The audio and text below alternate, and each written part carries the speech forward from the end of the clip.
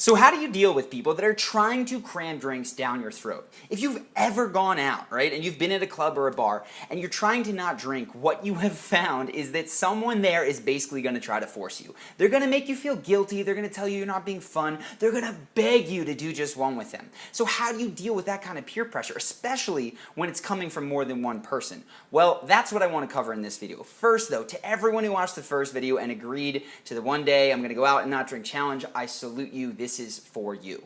There are basically two parts to dealing with that kind of peer pressure. The first is having a reason, and the second is saying it with conviction. So to the first part, there's this funny foible of human psychology that says and shows, and studies have borne it out, that if you have a reason, it doesn't matter what the reason is. People don't care. They're not persuaded by the logic of your arguments. Sometimes, just the existence of a reason is more than enough. And to demonstrate this, they did a study on a college campus where there were people waiting in line to make photocopies for homework or whatever it was.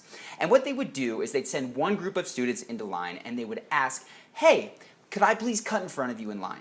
Some of the people complied, but a lot of people didn't. And then they made one change. They had a second group of students go wait in line for the photocopier and say, hey, can I cut in line for you for the photocopier because I need to make some copies? And what they found is that 93% of the people complied.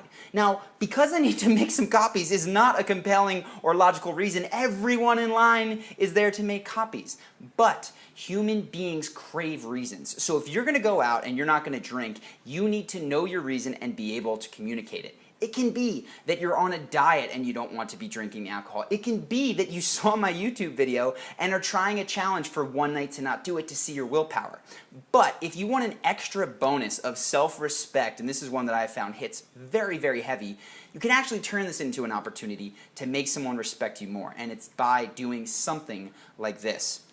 So when people ask me, Charlie, aren't you going to have a drink? What's going on? At first I'll just say no, but if they continue to prod, I will say something to the effect of, I actually stopped drinking years ago because I realized that when I went out, rather than go talk to the people I want or be really fun or go flirt with the girl I was interested in, the first thing that I would do would be to go to the bar and get drunk, and I realized I was using it as a crutch. So from that point on, I've just been done. I mean, I'll drink with my friends maybe sometimes at the house or maybe for dinner, but if I'm in a social situation, I just refuse to use it as a crutch. And what that does for me, and I'll pause there and they'll go, oh, interesting. And I'll add on to that and I'll say, yeah, what it does for me, one, I make much better decisions, but two, I get to have cool conversations with people that I want to get to know and not just waste time.